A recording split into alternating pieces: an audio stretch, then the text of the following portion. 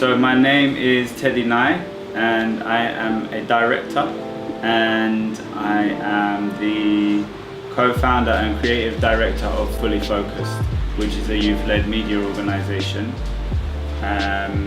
led by 16 to 25-year-olds. Good question. So how I started in the industry was that I just picked up a camera one day. It wasn't that easy, like I didn't even have the camera, but I used to be an actor, and my friend came over to my house with a Lord of the Mics DVD. Do you know Lord of the Mics? And this was in maybe 2002, 2003, maybe, something like that. And I remember watching it and thinking, wow, there's so much talent in East London, and I hadn't really seen the talent on a DVD before. Just usually you hear people on the tape packs or whatever. And I said to my friend, we should make something about North London. This is about East, but in North there's loads of talent, we should make something. So then I knew my friend had a video camera, so I went to him and asked if I could borrow it. And he let me borrow it. And I just started calling up people I knew and saying, look, I'm making this DVD for North London about, you know, everyone that's rapping and doing their stuff. And everyone got involved, and then the camera and all the footage got stolen. So I was thinking, should I stop? Should I give up? Or what should I do? And I decided to come back better than ever before, and come harder, and to make something more interesting, because that first DVD I was making wasn't really anything constructive. It was just people saying North London, bang bang, kill your gang. So it wasn't really a positive film that was coming out of it. So I decided to make something bigger and better, which became Clash of the Tight Ones. I had to get another camera, and yeah, I didn't really know what I was doing, to be honest. I knew only from acting. I just knew about capturing people in the moment, and the camera was easy to use, but I didn't know about editing, I didn't know about light really. There was lots of things I didn't know. So I just started to learn through that process. That was 2004 back then. So that's really how I first got into it, by just picking up a camera, going out and making my first project, which then ended up entering it into film festivals, learning how to edit with it, and getting it out to lots of people. And I think that was the blueprint for everything I did after, really. It was just about hard work and determination. So yeah, that's where it all began. So what I've learned through making films is that I love it. I love the teamwork side of it. I think that's the thing I love the most, that so many different people can come together with loads of different skills and build something amazing that comes from just the seed of an idea on a completely blank canvas. And then everybody else works on that canvas, and everyone brings different techniques of how to paint the canvas. And by the end of it, you've got a Picasso, you know what I mean? Hopefully, anyway. But then Picasso is only for some people's taste, and that's also the beauty of film, you know. Some people might love it, some people might hate it, but ultimately what I've learned is I love it. I love the teamwork aspect, and I also have learned that when you make something, it's around forever. It's going to be in a time capsule that someone could go online in 100 years' time and look it up in an archive, and it will still be there. So for me, it's really important what you put out. So some of the most inspiring. Do you know what? I've been inspired by film since I was a little kid. When I was a little kid, I used to watch Kung Fu films all the time. And I used to jump off stairs and think I could do Kung Fu, chopping people and things. And I had a ninja suit. I thought I was Bruce Lee. You know, and I watched horror films as a kid, and action films and comedies. And I just loved going to the video shop, the magic of that, you know, choosing a film and going on that journey.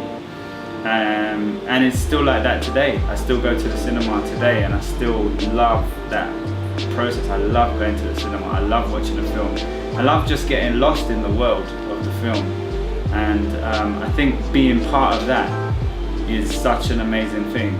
I love the fact that if I see something that really inspires me, whether it's a documentary about someone who makes films or about people that do creative things, or whether it's an amazing film, that I can then take that into my work and go, that's so amazing, I want to do something like this, or I want to learn from that, I want to put this into practice, but I can actually do that. So I think I also love the way films can really move you to make a change in your own life, to move you to tears, to make you forget about difficult times, to inspire you to be better. So all of those things I love about film.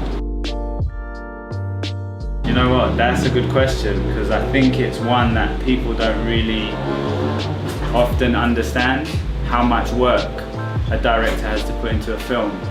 But to sum it up, the first person on the job, usually, if it's a film that you're trying to get off the ground, in other aspects the director might come in later and the producers might be the first person.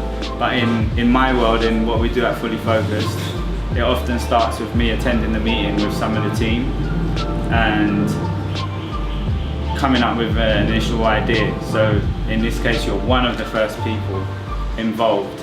But then you also have to spend a lot of time in isolation, working on the film, developing the vision, coming up with, you know, the overall way that you want to make this work. Then you've got to get a scriptwriter on board and get them to see the vision while bringing their own energy to it and their own talent to it. And then because we're at Fully Focused, we've already worked with the young team on it up to a point. Then we bring the script back to the young team. Everybody has input. We take the script apart a little bit again. Then throughout the process, the writer might do another 10 drafts, and I might go to sleep thinking about the script. I might dream about the script. I might wake up making notes about the script, and I'll keep giving those notes to the writer, and I'll keep thinking up to the shoot. I'm still thinking how to make it better, how to develop it, how to tweak it.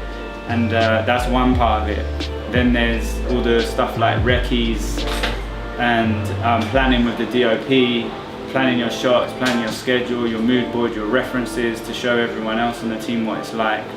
And while all this is going on, the producers are out there sorting all the logistics stuff, which is massive usually, and the casting process is happening, and you might be doing auditions as a director and trying to find the right person for the role, and always trying to plan how you're going to shoot each scene and what camera moves you're going to use to tell the story, because camera moves can be cool, but they're also there to tell a story. There's no point just having a camera move for the sake of it. It's, if I do this, what am I telling? Or if I do that, what am I saying? So this might be, it's a very important moment. That might be the characters feeling alone. Do you know what I mean? So you got to think about all those things, and you're not even on set yet. So then you're on set, and you've got a job to do. You've got to get this film in the can, you've got to keep everyone happy, you've got to execute the vision, and you've got to make sure it's all working well. So that's quite high pressure, but it's a lot of fun. A lot of fun. I love being on set. The process leading up to it I find more stressful. There's hard work at all different phases: pre-production, production, and then post-production. So even in the post-production, you have to sit with the editor and direct the edit, sit in the sound mix, sit in the grade, work with the composer, with the music. You might have to find other music as well, and then you got to get it all ready, and then you got to deliver it, and then you got to promote it online. You know, but you can have a team to help you with that, or back in the day I had to do all that myself. So there's a lot of hard work all the way through, and you're the last person still working on it when everyone else pretty much has finished. You know, at the end of the set, shoot's finished, most people go home. You and the producers, your work has to carry on, director especially. I will go with the most recent one because it was pretty amazing. We released a film called 18, and in 3 weeks it hit 1 million views on MYM. So that was an amazing accomplishment. There's been so many over the years though, there has been so many milestones. Even being in this office is an accomplishment, really.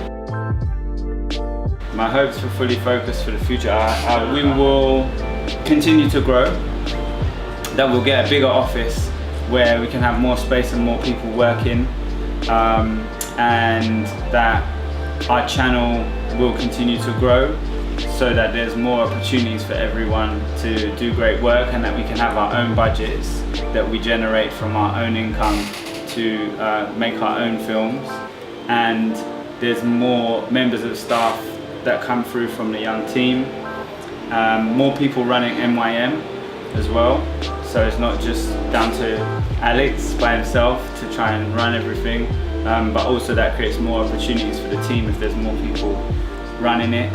And yeah, those are some of them.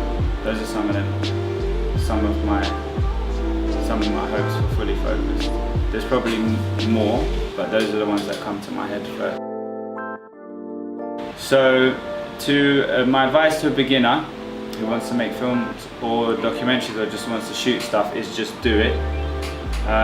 Pick up a camera and just find something you're passionate about and go out and film that, and watch loads of YouTube videos and try stuff out. Do you know what I mean? Just experiment and never ever give up. If it's truly what you want to do, then just keep working at it, keep trying stuff.